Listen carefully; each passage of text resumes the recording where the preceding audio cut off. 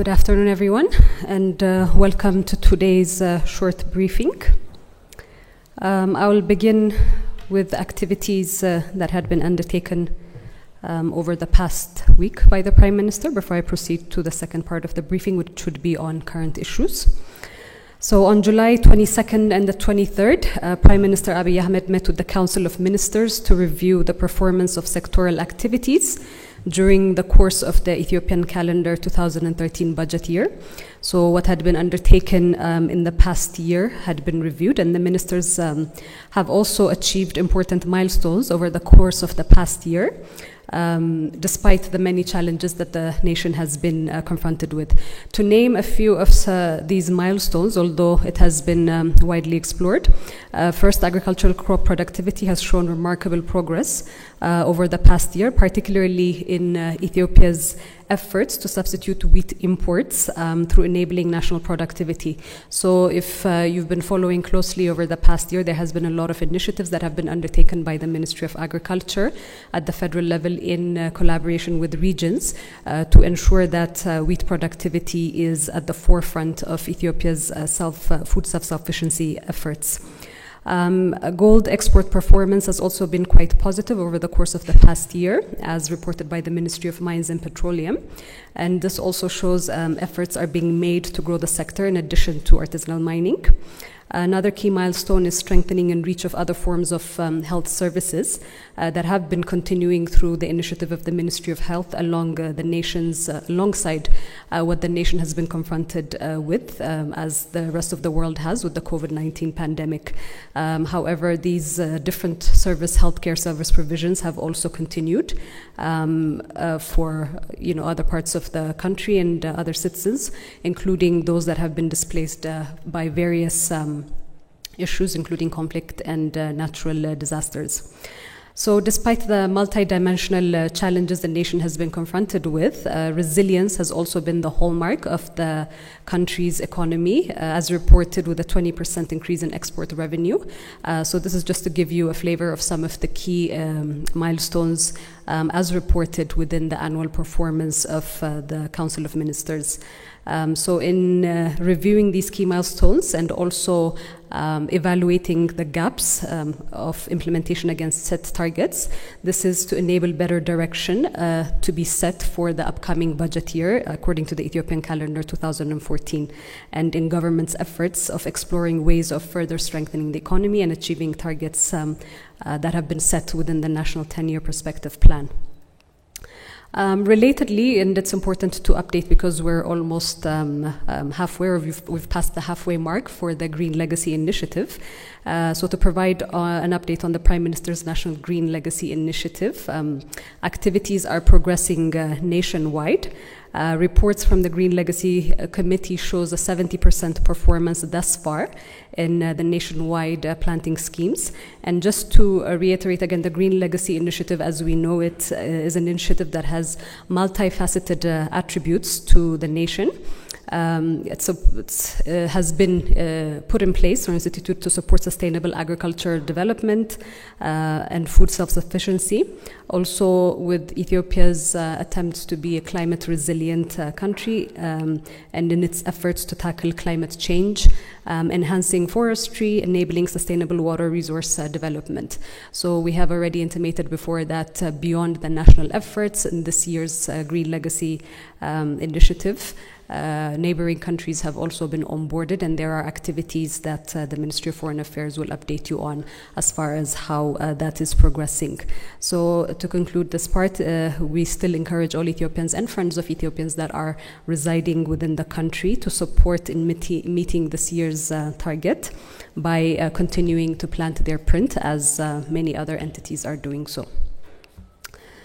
Moving to the second part of today's briefing, as it relates to the situation in the northern part of the country. It is to be recalled that the government has been engaged in various rounds of humanitarian assistance and rehabilitation initiatives in the region. The last time that we had met as part of this briefing was before the humanitarian ceasefire. And so just to further reiterate again activities that had transpired prior to the unilateral humanitarian ceasefire, we recall that the efforts by the government in the first round, distribution of humanitarian assistance, had been made for 4.5 million people throughout the region.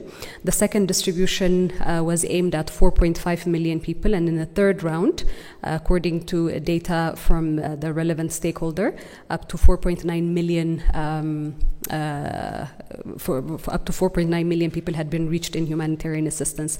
And in the third round particularly, you would recall that this was being done in consortium or in cooperation with different international partners as well. As of June 29th, 2021, the federal government made a unilateral humanitarian ceasefire. And this ceasefire was enacted, as has been shared before, to enable farming activities from being interrupted. Otherwise, any further disruption to the farming activities of those within the region will have devastating consequences, particularly for food security within the next year. Meaning the Ethiopian calendar. And in that regard, prior to the humanitarian ceasefire, up to 500 or more than 580,000 quintals of fertilizer had been purchased, with more than 530,000 quintals that had been stored within storages in Mekelle and also distributed through cooperatives or through 10 cooperatives within the region. And with related to the departure of the defense forces as part of the humanitarian ceasefire, when they were exiting Mekelle, or at the point in time of exiting Mekelle, more than 400,000 quintals of wheat and 2.5 million liters of edible oil had been stocked in warehouses for distribution to those that were in need. And this is also, in addition to that, around 14 million liters of fuel had also been left in depot for any needs within the region. So an interesting thing that we need to particularly pay attention to is what has transpired after the humanitarian or the unilateral humanitarian ceasefire had been put in place. As I had shared with you already, this unilateral humanitarian ceasefire was enacted by the government solely intended to enable humanitarian assistance for farmers to utilize the rainy season. You would recall that there was a lot of international outcry. There was a lot of outcry about enabling this access to support civilians reclaim their livelihoods. So in that effort, the government did take this decision that was a political decision as well as a security decision that was reached through deliberations within the National Security Council. However, the TPLF have outright rejected the ceasefire, and this has been made public, and rather pushed the people of the region into further risk. Following the government ceasefire, TPLF have continued with their belligerence and fatalistic approach of encroachment into other regions. So it's not something that has remained contained within the Tigray region, but this encroachment has gone further into the Amhara and Afar regions. So instead of taking this opportunity to support or taking the unilateral ceasefire to support Tigrayan farmers and those in need of humanitarian assistance within the region, as that was a huge outcry even from their end, they have resorted to mobilizing civilians as human shields and violently harassing communities in the Amhara and Afar regions, as well as within the Tigray region. Particularly the lives of farmers in the Amhara region and pastoralists in the Afar region are being destabilized by the terrorist enterprise that has resorted to further escalating the situation rather than de-escalating it, and this humanitarian ceasefire provided that opportunity to de-escalate further. However, here, as you may have noted, the international community and particularly also the international media have been shockingly mute with regards to this. We have reports of women's farming monasteries in the Amhara region that have been targeted and looted while the women fled and hid in the forest till the TPLF recruits left. We have also evidence surfacing of utilizing children as combatants by the TPLF, employing and utilizing illegal substances to encourage them. In this regard, the federal government asserts to the very quiet international community on this particular matter, that children are not soldiers and civilians need not be utilized as human shield for the TPLF's destructive exploits. There are also reports that indicate that food assistance that I mentioned to you, about 400 or more than 400,000 quintals of wheat that had been left in storage for the needy, is being exploited by the TPLF for recruitment. Humanitarian assistance in transit to the region has also been blocked from reaching those in need by the group. Furthermore, we also have been receiving reports of killing of Tigrayans considered pro-government by the TPLF and who are residing within the region. Confirming the group's exploitation and violence against the very people in whose name it says it is standing for. Another point of concern for the federal government as well as partners supporting the case of refugees is the safety of Eritrean refugees within the Tigray region, which is threatened with the presence of TPLF forces, particularly in refugee hosting areas. Reports of up to 6 killings of refugees have come in so far. The properties of the Agency for Refugee and Returnee Affairs and other partner properties, including the World Food Programme warehouses, have been looted and items confiscated, as reported by ARA. Refugees are being forced to contribute in kind and in cash to rebels. Adding all to this, all efforts by the refugees to move out of the conflict zone has also been prevented, giving the impression of a hostage situation. On the contrary, there are reports of forceful transportation also of refugees, trying to relocate them to 2 refugee sites that had been folded by the federal government because of the insecurity that had prevailed in that area even prior to the rule of law operations having begun. And this refugee camps had been closed following the attacks in November 2020 by the TPLF, but now we are getting reports that there's efforts to move them back to that area. So while all these very overt, egregious acts are being committed by the TPLF, they're also very open and vocal belligerence against the stability and security of the state has escalated with these blatant statements and threats to attack other regions and the capital as well. So this silence around that, particularly around international communities, is something that needs to be once again raised and questioned. Despite the challenges that the current situation has opened, and following the unilateral ceasefire, the government is continuing to work with partners to assuage the challenges of humanitarian assistance delivery. There has been, as I mentioned earlier, an outcry with regards to the need for humanitarian assistance. Nevertheless, the government is working closely with partners, and humanitarian aid supply and distribution system guidelines, transport system guidelines have now been developed to facilitate the humanitarian coordination with partners that are active in trying to find a way to deliver assistance. Related to the blatant statements and this overt hostility that is now at play from the TPLF side, the public response, particularly the Ethiopian public response to these aggressions against the state and to the nations and nationalities of Ethiopia, has been met with the nationwide condemnation across the country, as you've witnessed over the past few days. The diaspora community, or Ethiopians living in foreign countries, have also added their voice to condemn the TPLF's aggression and violence. All across the country are mobilizing to thwart the threat declared by the TPLF, and many are also enlisting to join the National Defense Forces in what has become a national tagline of "I will march to save Ethiopia."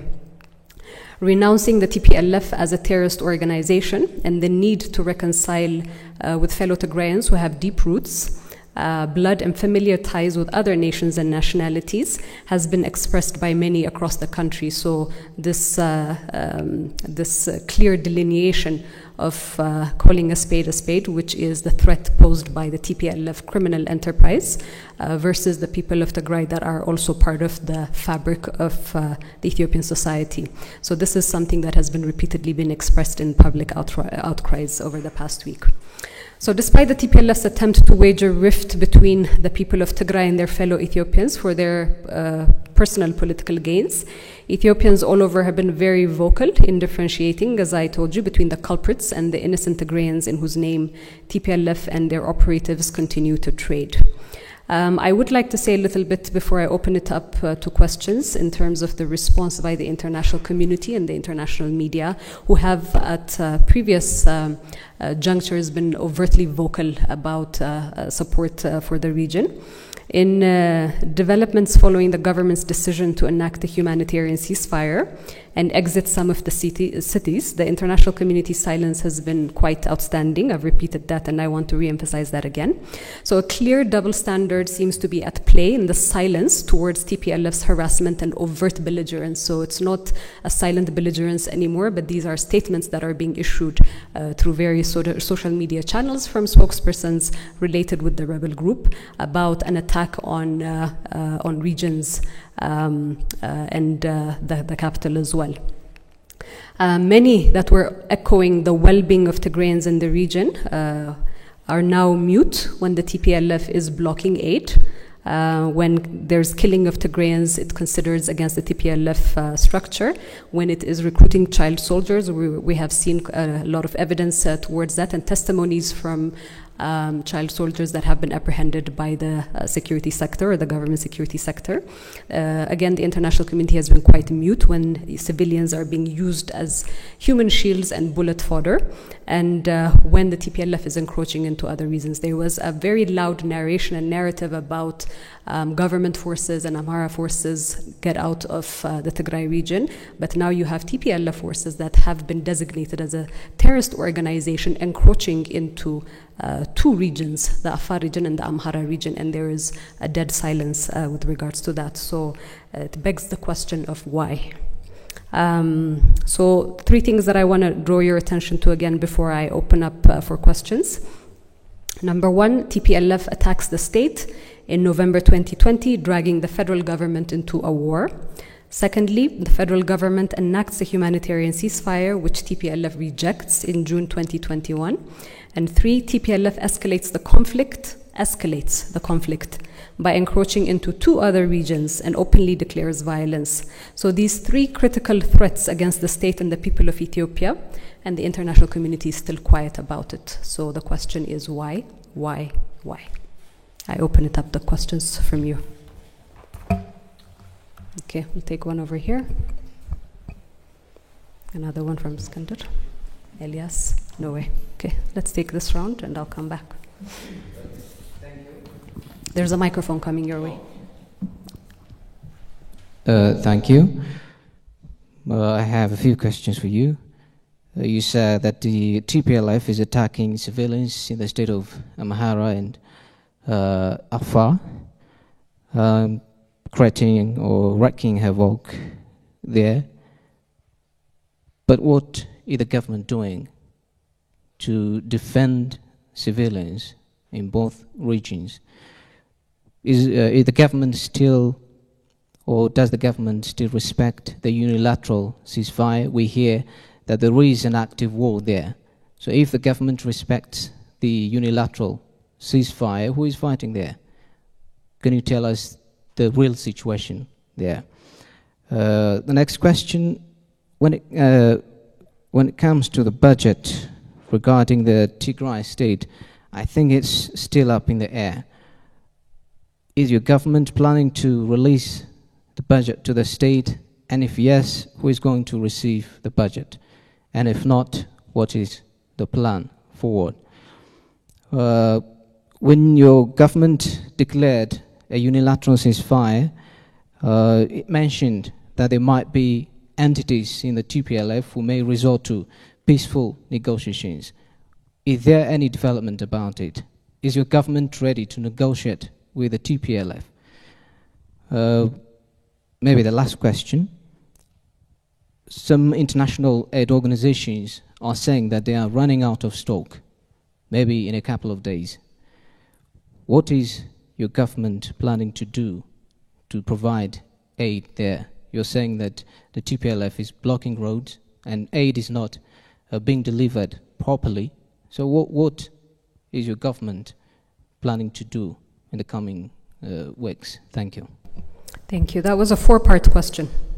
So I think in order to also give other people a chance, let's limit our questions to two parts. Elias, and then Iskandar over here, and Noe over there. All right, thank you. My first question relates to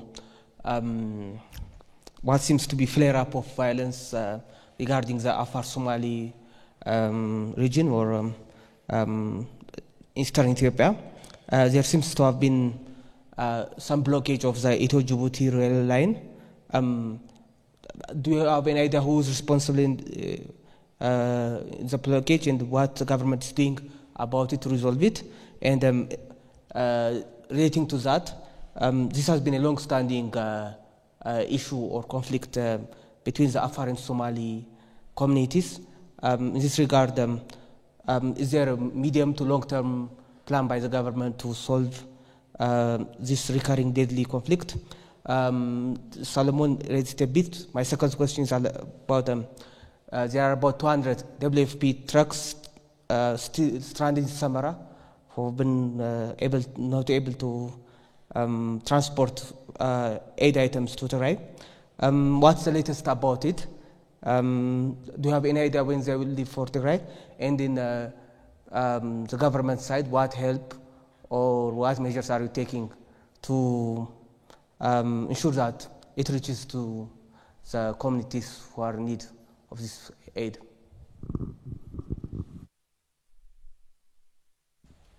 Thank you. Yeah, just a quick question about the public response you were mentioning, about the recruitment. How many people were recruited, across which regions, and what kind of training they will have before going to the fight? Thank you very much. I think this question was asked earlier as well. I mean, is the unilateral ceasefire still on as far as the federal government is concerned?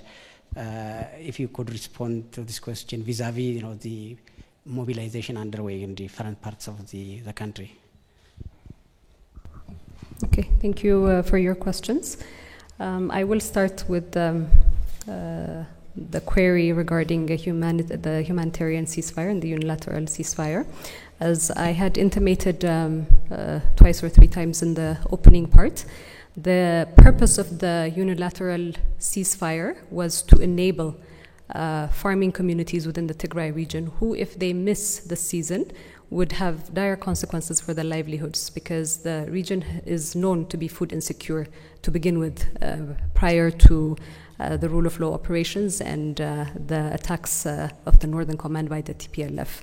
So it is important as part of government's efforts to support people within the region for these farmers to resume their normal activities and normal livelihoods. So together with that, and in ensuring that humanitarian assistance is also delivered, this humanitarian ceasefire, this unilateral humanitarian ceasefire was enacted, and government forces have been withdrawing. The federal government still stands by the unilateral ceasefire. It is not engaging in any offense. However, I have also shared with you that once the National Defense Forces have exited from certain cities, there has been a belligerent approach from the TPLF side, which is encroaching and advancing towards and provoking the National Defense Forces, and as well as other supporting units in that area. So this provocation has also crossed the boundaries of the Tigray region, has entered into two other regions as well. In this regard, again, the National Defense Force still maintains the humanitarian ceasefire, but has to defend, because any encroachment that continues or any provocations that continues by this group is a threat to the state as well. So the posture of the National Defense Forces is a defense posture. Noe, you asked about the public mobilization and the recruitment or the enlisting into the National Defense Forces. Many regions have participated in this, so we have recruits willingly joining the army from Oromia, from the Amhara region, from Sidama, from the southern region, from Harari region as well. With regards to the numbers and the types of training and these very detailed information, that is subject to military discretion. So if they do find the need to be communicating it publicly, they will do so at that point in time. Somebody had raised the question of negotiating with the TPLF, and I think I throw this rhetorically back to you as well and to those that are listening. When the government in its responsibility to support the people of Tigray enacted a humanitarian ceasefire, and you have a belligerent group that is publicly going out and saying that they will be attacking and there will be retaliatory measures towards certain groups and certain regions, it's very hard to fathom how a federal government can sit down and negotiate on that front. So I think it's really important to reframe the question and reframe the way that we're looking at this issue, because it seems to be a large condemnation on the part of the government or towards the government, but not enough condemnation for these atrocities that are being committed by an entity, an organization that has been designated as a terrorist group. With regards to Elias, your question on skirmishes between the Afar and Somali regions, these have been happening over time. These skirmishes flare up at certain points in time, certain pockets in time, and then they do find a way to be resolved, and the federal government is also looking into that. So that should resolve, and so should the closures that you have been mentioning. I believe these are the key questions that you have asked. If I've missed anything, we could do one more round from people who have not asked a question, if there's any questions remaining from your end. So we'll take one over here. Okay, so it's your chance, and then we'll close off. Thank you.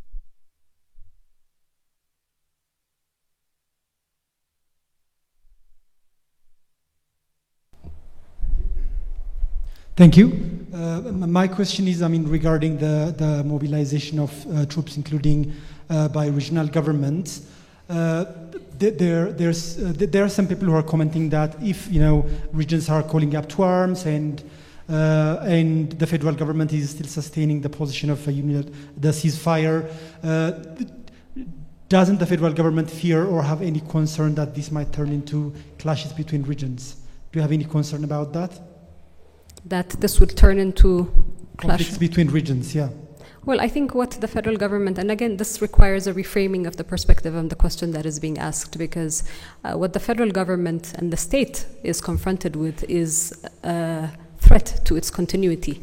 You have a belligerent group, as I've been saying, that has been designated as a terrorist organization in a very constitutional process that adheres to the laws of the land. So you have this group that is overtly belligerent and stating that they are going to continue provocations and that they will be taking retaliatory measures.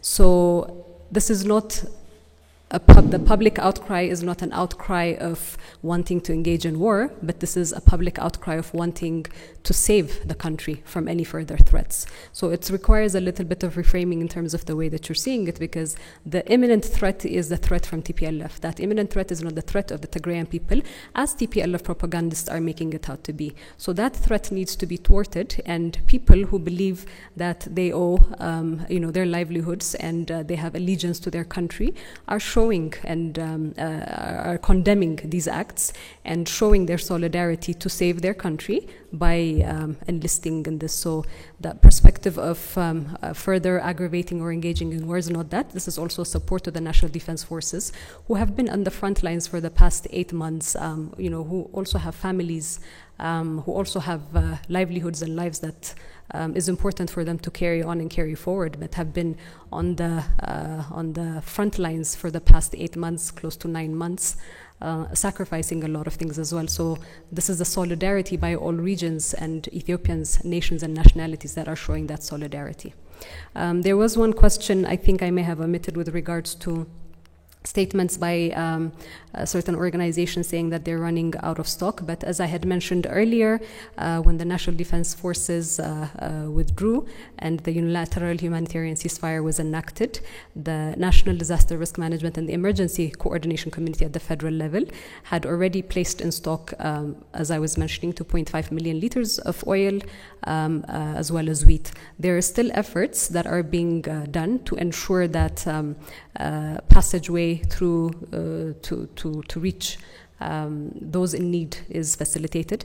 But again, I want to return it back to that silence, which is, I think, the organization or the entity that is blocking this from happening. And instead of making way for humanitarian relief, is instead engaging in belligerence, needs to be condemned by all stakeholders and relevant authorities. Thank you very much. We'll come back to you with further updates as they arise.